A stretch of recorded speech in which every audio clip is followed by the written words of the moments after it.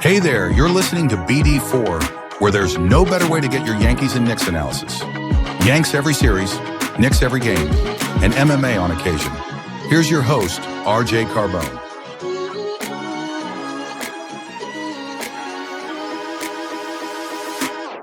Soto, a high fly ball to center. Thomas backing up. Thomas at the track. And Juan Soto! DiVincenzo a three. Bang! Bang! Knicks take a Take this chance to apologize to absolutely nobody. At the wall. See ya! See ya! See ya! Mr. Nova! Anthony for three. Bang!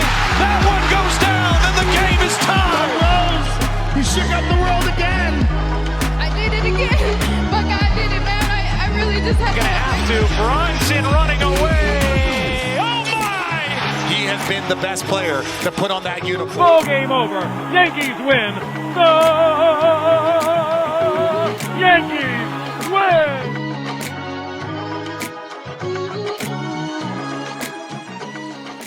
All right. Well, Juan Soto, not a New York Yankee. He went to that other place. Hello, everybody. It is the morning after the Juan Soto news, we'll call it. I wasn't planning on doing an episode until literally 10 minutes ago when I said, you know what? Let me just drop something really briefly. We're not going to have any extra shit, so there will be no promo plugs. There will be no trivia question, any of that.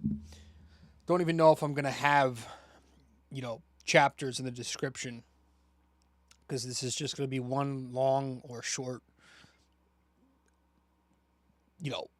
reaction and my thoughts. So Juan Soto is not a Yankee no more. He is obviously with the other team who we don't mention on this podcast because I don't like the way that word rolls off my tongue. Man,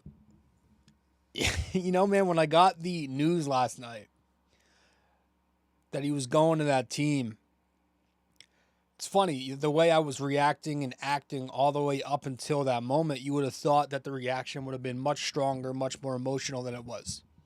I guess I'm more mature than I've been in the past, although that's debatable.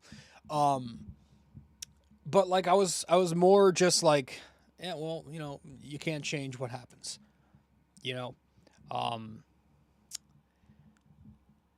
and listen, I don't know why he did it.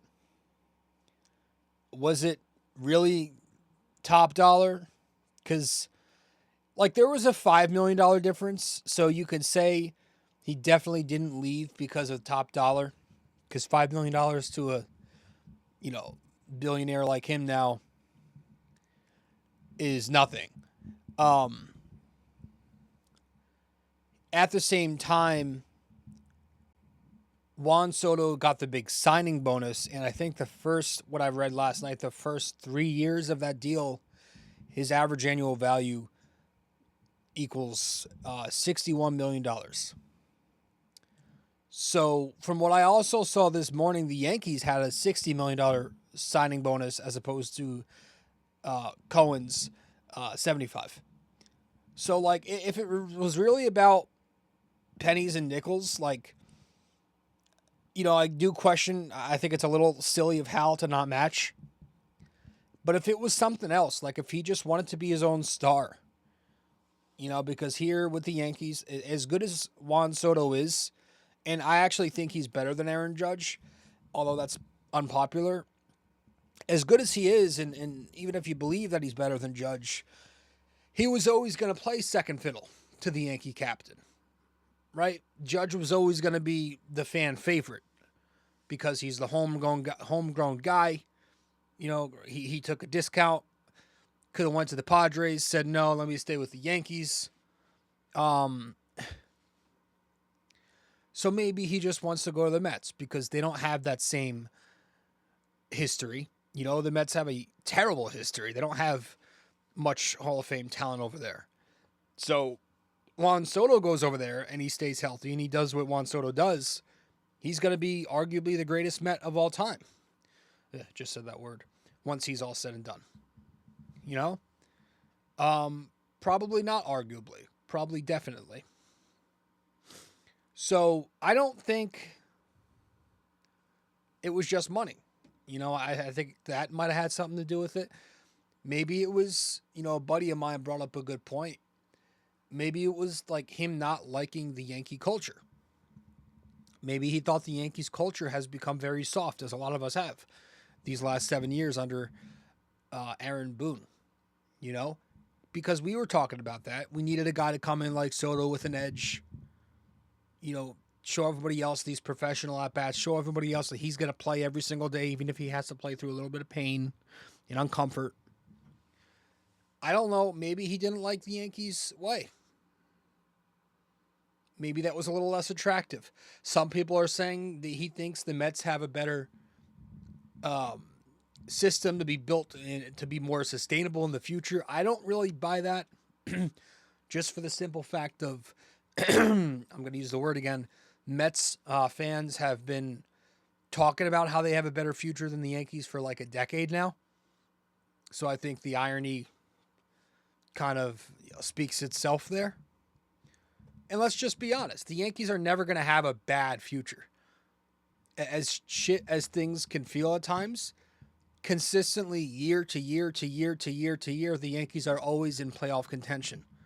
And most times they're if not a favorite, they're a contender to make a pennant run or a World Series run. So I don't think I don't know. It's hard to think that's what it was. The Yankees always just, they find a way to compete. No matter what, they find a way. They never flat out rebuild. They more retool. And they just find a way to stay in it. So I don't think it's anything to do with the future. I think it's maybe a combination of the things we just talked about. Maybe it's a little bit of the money. Maybe it's a little bit of him wanting to be his own guy. Maybe it's a little bit of the Yankee culture. Maybe it's something that I'm not thinking about right now. You know? But one thing I can say is Juan Soto is an amazing player, and I think he deserves every single penny of that contract. Does he deserve to be paid more than Shohei Ohtani? Whatever. Maybe not. But he deserves. Like this, there's this weird thing, he's not worth it. No, he's worth it. Because the market dictates what you're worth. It's all relative. You know? Him going out there last season and slugging 40 home runs and doing his thing in the postseason was the reason for this exact bidding war. So obviously he's being paid what owners believe he's worth. He's worth every bit of that. And as long as he's healthy, he's going to show why with that team. So the question now becomes, if the Yankees didn't believe that he was totally worth outbidding the Mets, what do? Because if they truly want to put together a product that's capable of making and winning a World Series, you still have to spend just as much, if not more, than you would have if you brought Soto back. You're going to spend, you know, if you're trying to put together a deeper lineup, if that's your idea, spread the money out, you're still going to spend over what his AAV is. You know, go and put 3-4 quality bats together. You want quality bats? It's going to cost more than 50-60 million. 3-4 guys. It's going to blow past that. And then you're talking about, you probably still need some relief help. You probably need another top line starter. Now there are trades to be made. They're not going to do everything right now. They've got until the August deadline. You know, because the point is building a playoff roster. But I would be more confident if their general manager wasn't Cashman, you know, wasn't this vastly overrated GM who has lived off of the 90s when he inherited Gene's team. So I don't know what they do. I was never under the belief that this was the better option. It was called Plan B by every writer, every reporter, everybody for a reason, because this is a lesser option. So we'll see. we'll see. I don't really have much notes here. I just jotted a few things down on my phone, so I don't, Dominguez is now in the picture, and I kind of feel bad for him because he's kind of going to have some more pressure to perform as the other outfielder now. And so are other guys. Like, you're going to have to get some production from him, from Volpe. He's going to have to take that next step, which we thought was coming last year. The lineup right now, I mean, it includes Grisham. It includes LeMahieu, maybe Caleb Durbin. The lineup as it stands right now is a 70-win team. Obviously, that can't be the lineup you go into the regular season with, but the question becomes, how much can you improve? Bellinger and Max Fried, I don't even know how to fucking pronounce his name because I don't care about him that much. I don't like that guy. The metrics don't excite me. I know he's got good consistency. The baseball card, the traditionals are good. But a guy with lackluster stuff like that usually gets hit around in the postseason. And he has. If we're talking about pitching, Corbin Burns is an attractive candidate. A trade for Garrett Crochet would probably cost a shit ton, like a Jones or a Dominguez or maybe both. You might have to think about trading Luis Heel. His value's high. Austin Wells, I don't know. Sasaki has been posted. Do you make a run at him? I know the Dodgers have a clear pipeline to Japanese talent. So the Yankees kind of put themselves in a situation where they got to be aggressive now because a lot of names are already off the market. Adames, Blake Snell. I don't know if Santander and Bregman and one more fringe player is going to make me feel excited. Don't even mention Pete Alonso because just for optics alone, that's going to look so shitty. You talk about the Mets being the little brother. That's going to solidify the Yankees being that. The Yankees are always going to be the superior team in New York.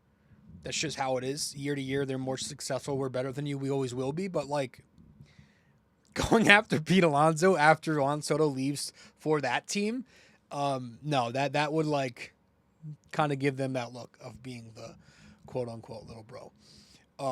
So I don't want that. I just think